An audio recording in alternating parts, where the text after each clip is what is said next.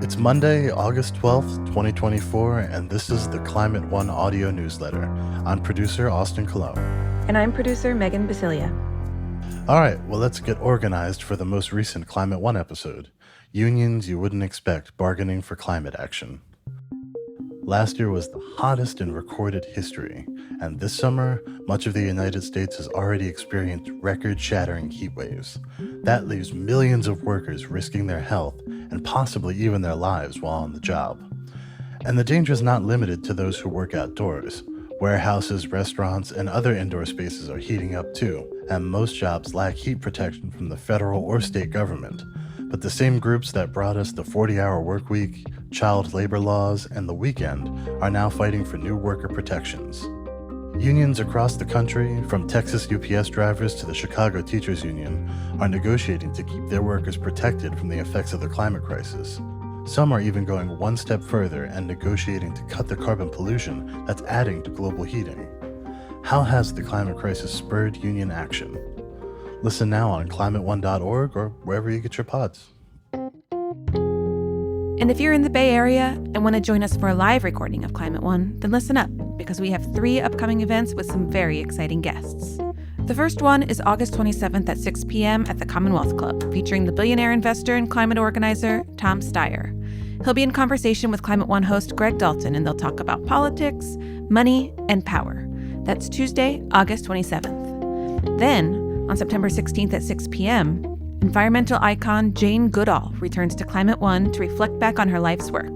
She'll also talk about how we can heal our relationship with nature by better understanding ourselves. She'll be joined by Greg and Rhett Butler, founder of the nonprofit media organization Manga Bay. That's at the Sidney Goldstein Theater on Monday, September 16th. And that same week, on Wednesday, we'll be joined by Justin Pearson. You may know Justin as one of the legislators who was kicked out of the Tennessee House for protesting in support of common-sense gun regulation. He's also a strong advocate for climate and environmental justice. The Sierra Club recognized him as the 2023 National Changemaker of the Year. He'll talk about all that and more with Greg at the Commonwealth Club. That's Wednesday, September 18th. Tickets for all of our events can be purchased at climateone.org. Here's what we're reading this week. Minnesota Governor Tim Walz joins Democratic ticket. Vice President and Democratic presidential candidate Kamala Harris has named Minnesota Governor Tim Walz as her running mate, a move that has drawn praise from climate activists nationwide.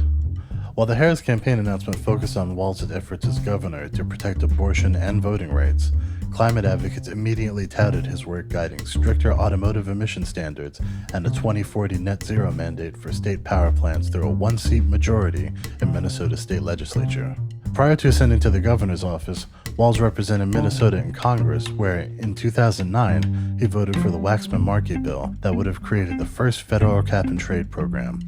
Much of Walz's climate advocacy has focused on the prospect of new jobs as a result of the green energy transition, a common refrain used by President Biden when touting legislation such as the Inflation Reduction Act. Walz's vocal and public embrace of climate action contrasts starkly with the climate messaging of Senator J.D. Vance, the Republican nominee for vice president. Vance, who admitted we had a climate problem as recently as 2020, has spent much of his time on the campaign trail decrying electric vehicles and net zero mandates. After Harris's selection of Walz for her VP, the 2 main presidential tickets are hopefully settled ahead of November's election.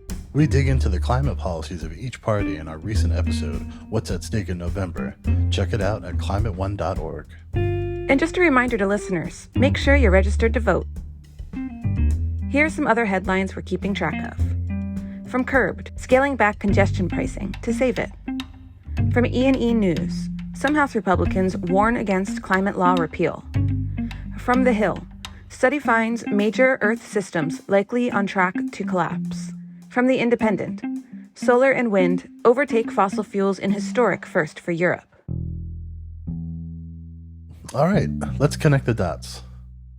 Solar geoengineering is the idea that we should reflect a portion of the sun's rays back into space to mitigate global warming. For decades, this was viewed as an impossible or even dangerous solution, better suited to science fiction than scientific journals.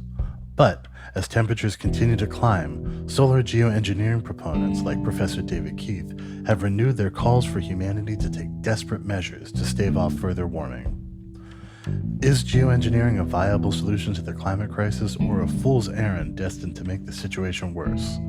Climate One spoke with Keith and 3 other geoengineering experts to find out.